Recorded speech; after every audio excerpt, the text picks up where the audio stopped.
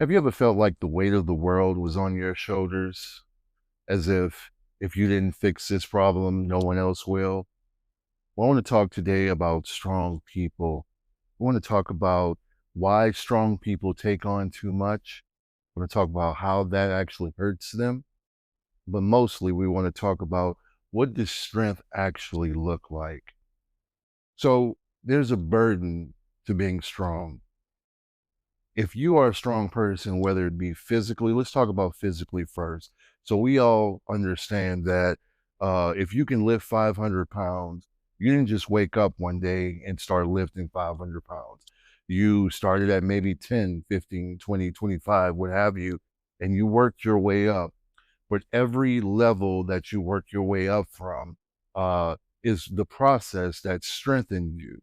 So you can look back on where you started and where you are now and see how the progression, the overload, the pressing, for lack of a better term, is what allowed you to be as strong as you are today. It was a process that you went through. Let's talk about mental strength. We've seen movies, depictions. Some of you may even know a Navy SEAL, or you might be a Navy SEAL yourself.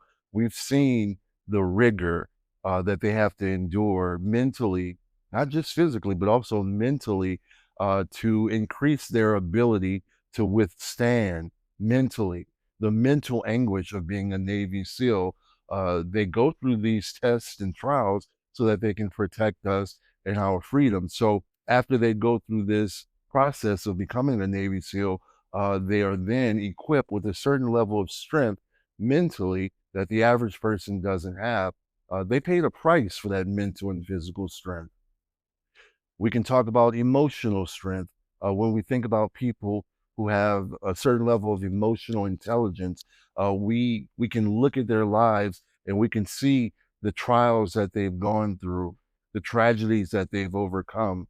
And it's in that process of going through something, looking back at it, and then gleaning information from it on the other side of it that enables them to have a certain level of emotional strength. So there are various ways that a person could be strong. And truth of the matter is that strength in any area is an attribute. It's an asset. It's a desirable character trait that we should all aspire to. You know, we want to be the one that people look to and say, you know, that's the guy. That's the guy for the job. This guy can stand up, and this guy or woman can stand up and be called on to lead us out of this particular scenario. And that brings me to another point. Strong people are typically great leaders. They're typically great teachers, great ministers, great mentors, because they've accumulated a certain amount of experiences that are essentially their resume.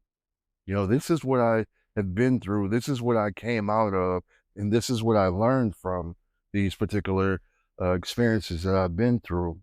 It's a natural ability, typically, that they're leaders and great teachers and what have you. Uh, Again, all of those things are good attributes, right? The problem comes when our ego gets involved. And, you know, we could take that to the bank. When our ego gets involved with any of our gifts, our God given gifts, that's when it gets perverted. And I just want to define what I mean by a perverted gift. It essentially means that the gift is now not being used for its original intended purpose. So, again, being strong is a great attribute. But when our ego gets involved, that's when we'll start to see how we're actually taking on burdens and other people's trials and tribulations. We're taking those on willfully, but we're actually harming ourselves. And as we'll see, as we continue to talk, we'll see how it's actually harming the people that are entrusted into our lives. So across the board, when strong people take on responsibilities and roles that they were not meant to do, they were not meant to take on these particular burdens, that's when it becomes a problem. You know, we've all seen the guy or gal at the gym who overloads the bar or overloads the machine with heavy weight in an effort to prove to him or herself that they're strong, but mostly it's to prove to anyone looking that they're strong. Look at me, they're grunting and they're straining and striving, trying to prove to themselves and anybody looking that, look at me, I'm so strong, right? We've seen that eventually, or rather soon, you never can tell, they're going to hurt themselves, right? And we know that, and we can imagine that. So the same thing applies with us in our lives. When we're taking on too much responsibility, when we're taking on other people's burdens that were never meant for us, we're setting ourselves up for failure and for calamity on some level because we were not designed to carry unnecessary burdens, particularly other people's burdens. But it doesn't matter who's it's for. It does not matter who the burden is for, whether it be yours or someone else, but particularly someone else's. We're not designed to carry unnecessary burden. The ego is a trap. It's a trap indeed. And oftentimes when our ego gets involved, we operate under the false illusion or the false ideology that if I don't do it, no one else will. We live in a society, in a culture that celebrates the individual. We live in a society and a culture where being individual minded in this day and age trumps the collective, the unit, right? There's nothing inherently wrong with focusing on an individual, whether that be yourself or someone else. There's nothing wrong with that. We were fearfully and wonderfully made. That means that God took his time and made you purposefully, everything about you purposefully. So that should be celebrated in and of itself. But there are billions of people in the world, and it's audacious and arrogant and narcissistic, borderline, to assume that if you don't do this thing, it's not going to get done. It's just not reality. And when our ego gets involved, that's the type of ideology that we start to believe. The ego convinces the strong person to overextend. If your identity is in what you do and not who you are, you run into trouble. Life changes. What you're able to do today is not necessarily what you're always going to be able to do. Your purpose does not change, but the expression of that changes over time, ebbs and flows. So if you're a strong person and you have the ability to help someone in a given period of your life or in a given season, that's a good thing. But to just assume that you will always have this ability to help in this exact way forever is presumptuous, and it sets us up for failure. It sets us up for resentment and bitterness and a host of things. When we believe as strong people that we are quote unquote called to carry the burdens of others at any cost, we run into trouble. Everything has a price to it. Everything has a price to it. None of us were called to be martyrs at the expense of our own purpose. Again, none of us were called to be martyrs at the expense of our own purpose. Your purpose is paramount. In anything you do, anything you don't do, any relationship, any extension of yourself should be in alignment with your purpose. And if God didn't design you to overextend yourself, to be the martyr, to self-harm in an effort to lift someone else up, then you shouldn't choose to do that for yourself. That goes against the natural order, the natural design of you as an individual with a purpose, on purpose. There is a cost to carrying too much weight. It's an emotional cost and it's a physical cost. It's a physical and emotional exhaustion. You know, we can imagine, we can picture the person who is trekking through the airport. They've got one too many bags or sometimes three too many bags, and they're trying to pull all that luggage through the airport because they're trying to catch their flight before it takes off without them. And we've seen that picture. We can imagine a person with, you know, the person who tries to take too many grocery bags in at one time. I'm guilty of that. I don't know if any of you all are, but I'm guilty of that. And we can imagine that doing that obviously creates a level of exhaustion, right? Particularly the airport analogy, right? When we overextend ourselves, when we're trying to carry more than we're equipped to do so, we overextend ourselves, and exhaustion, physically and emotional, are the fruit of that. And there's nothing, you handicap yourself, all of your hopes and dreams and desires and purpose, what have you, is handicapped when you're carrying loads that you were not meant to carry, right? We can see that. Oftentimes, when we focus so much on other people's burdens and other people's loads, it comes at the cost of neglecting our personal well being, our relationships, and again, ultimately, our purpose. It is so much easier to focus on other people's problems than it is to free ourselves from those burdens. Because what happens then is that when you are free from those other burdens, other people's burdens, now you have to look at yourself in the mirror. Now you've got to contend with yourself. And maybe, just maybe, likely, there are some areas in your life that need tending to. I can guarantee you that there are areas in your life that need tending to. And oftentimes we're blinded, whether directly or indirectly, because we're so focused on other people's problems, other people's burdens. Now, we're talking about when the ego gets involved. We're not talking about the natural heart that we, particularly as Christians, have to help shoulder some of the burdens of our brothers and sisters in Christ, or even our natural brothers and sisters. I'm not talking about that level of shouldering or helping or assisting with someone's burdens. I'm talking about when our ego gets involved and we have been dubbed the savior, the save everybody. When we've been dubbed that person and our ego gets involved, then everyone just runs and dumps their burdens, their problems onto you, and foolishly you think that you can carry it all and save the day, and it always comes at a cost. Oftentimes, resentment is the fruit of unnecessary burden. And I can tell you that when resentment takes root, it takes root in an individual first and foremost. Typically, the person who is carrying the unnecessary burden gets to a point where he or she then realizes, where did my life go? Where did my time, where did my energy, where did my strength go? When that happens, they then begin to think that way, and whatever a man thinks in his heart, so it comes out of his mouth. He speaks in that way. He or she speaks in that way, maybe even unbeknownst to them.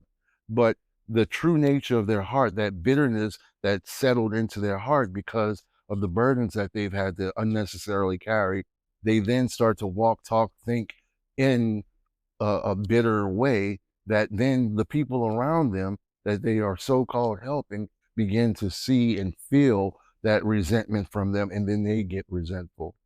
And then it's just a domino effect of unspoken expectations of bitterness and resentment.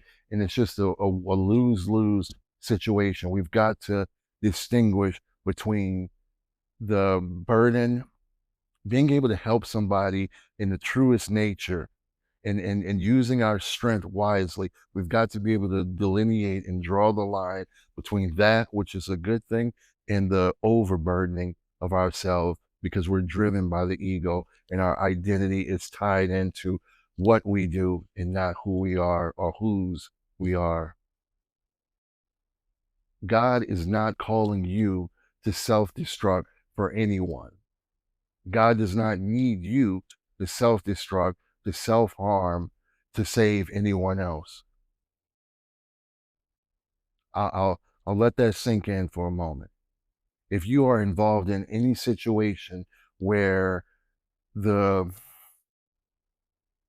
vibe, for lack of a better term, is that the success of the relationship, the continuity of the relationship, the validity of the relationship lies solely on you self-harming yourself, directly or indirectly, to uplift someone else's life, that's a telltale sign that you need to re-examine that.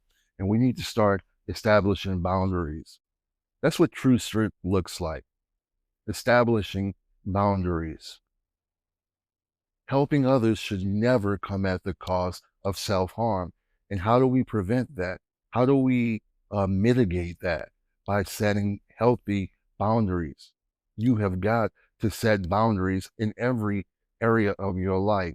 If you endeavor to not let a root of bitterness creep into your heart, then you've got to set healthy boundaries. You've got to know when to let people carry their own burdens. I've been a parent for 17 years now, and one of the lessons that I have had to learn and still continue to learn and refine as a parent is that I will not be able to save my children from every knee scrape. I will not be able to save my children from bumping their heads. They're going to fall off their bike. They're going to make decisions that I don't agree with. They're going to make decisions that they will then have to go back and correct. That's a part of life. And knowing when to let people walk their own path to learn from their own mistakes is a skill set. And it's not an easy one, but you're a strong person because you went through things and came out on the other side. Now, I'm not suggesting that let somebody jump off a cliff so they can learn a lesson. We've got to use proper discernment. That's what this is about, is using proper discernment to know when to step in and shoulder help and when to fall back, because it's necessary. It's necessary for all parties involved, including you. It is necessary for the peace and sanity of your soul to let people shoulder their own burdens. It's necessary for the sanity and peace of your soul to not carry these burdens. The greatest way to do that for people is to lead by example, not self-sacrifice. Again, the greatest way to do that, to exhibit that, is to lead by example, not self-sacrifice. Jesus Christ is the greatest depiction we have of this, because I can't recall anywhere in the Bible where Jesus chased someone. If you're chasing someone to force them to let you help them, then you can see that this is ego driven. This is ego driven. The greatest gift you can give someone is to show someone the way by living a life that speaks to your strength, that speaks to, for example, in a situation where patience, which is a version of strength, when patience is required, whereas the average person would blow up in that scenario, you exhibiting patience for a person or a thing is the best way to lead people. You being transparent about your life to a certain degree, where it's warranted, by showing people uh, where you have come from and where you are now, and showing them the map, the road map from how I got from this point in my life, where I thought and acted this way, to now look at where I am because of this roadmap, because of this happening in my life and me learning this way. You leading by example is the best way to help people in that regard sometimes.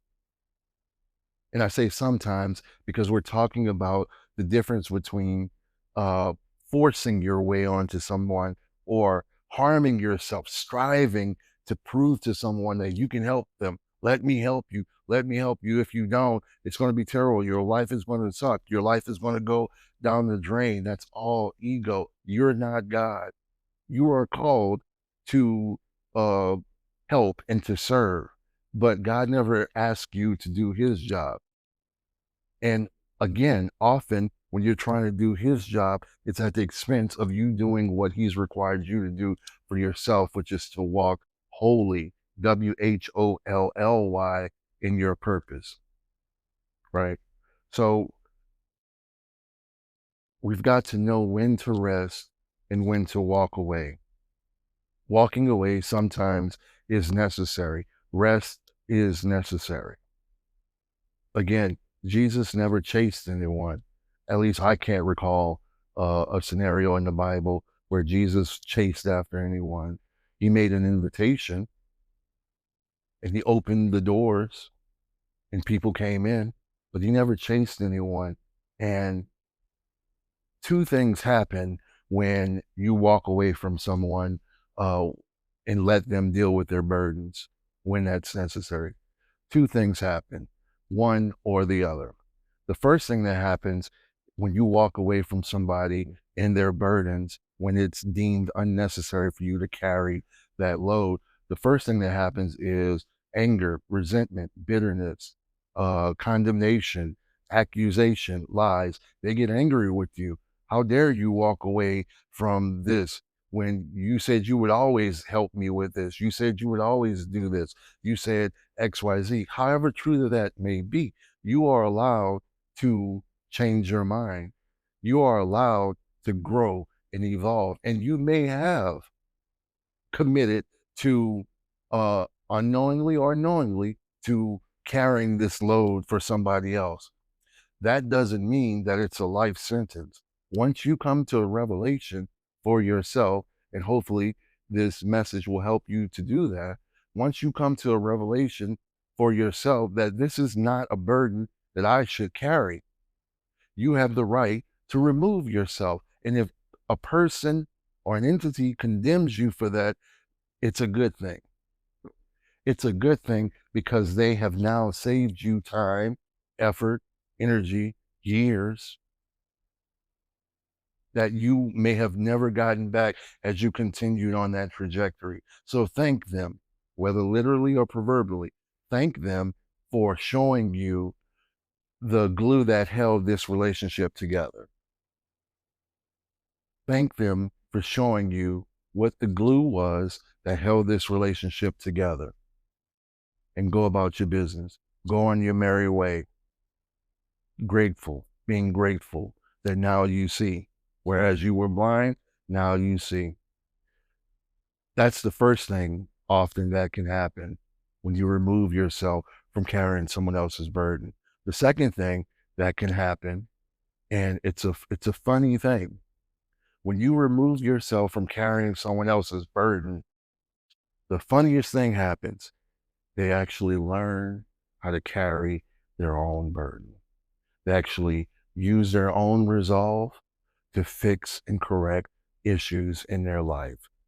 Isn't that a crazy, crazy concept? And again, just like in the first scenario, when they do, be grateful. Be grateful. If your ego is no longer involved, then you are grateful. It doesn't matter if you were the one who saved the day. All that matters is that correction happened. Whereas maybe they weren't on the right path and now they have self-corrected. Whereas they lacked knowledge, now they've got knowledge. Whereas they were living in a certain lower state and now they see the difference and now they're living in a higher state of being. Great. You have again saved yourself time, sometimes years, and the damage, the weight to your soul has been lifted. So in other words, when we choose to rest from unnecessary burden, when we choose to walk away from unnecessary burdensome people and everything that comes with them, their baggage, we find a peace and a lightheartedness. We come back to ourselves.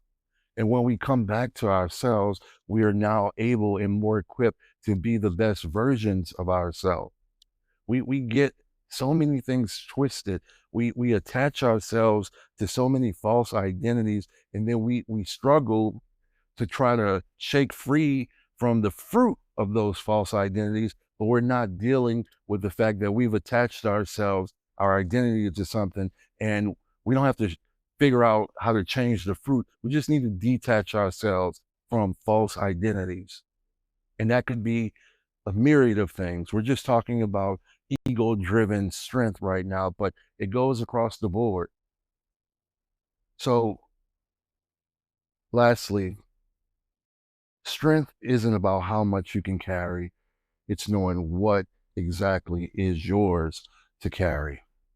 If you consider yourself to be a strong person, I'm not suggesting that you do a 180, turn the opposite way, and throw your hands up and say, it's not my problem.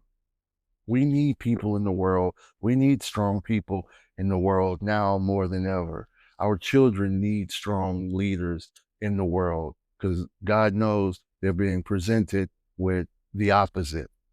Our families, your family needs a strong leader. Your organization needs a strong leader. Guess what? The version of you that is evolving, the version of you that exists, that you were created to be, needs a strong leader.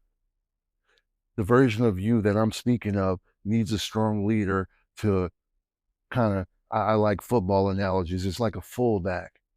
Fullback is the husky guy who he doesn't really get the ball often, but he just uses his body to bust a hole through a wall of distraction in the form of other big defensive linemen and makes a hole for this typically smaller running back to run through, right? So that strong leader inside of you, the evolved, purposeful version of you needs the strong leader in you to bust a hole so that you can evolve into that person that you were called to be.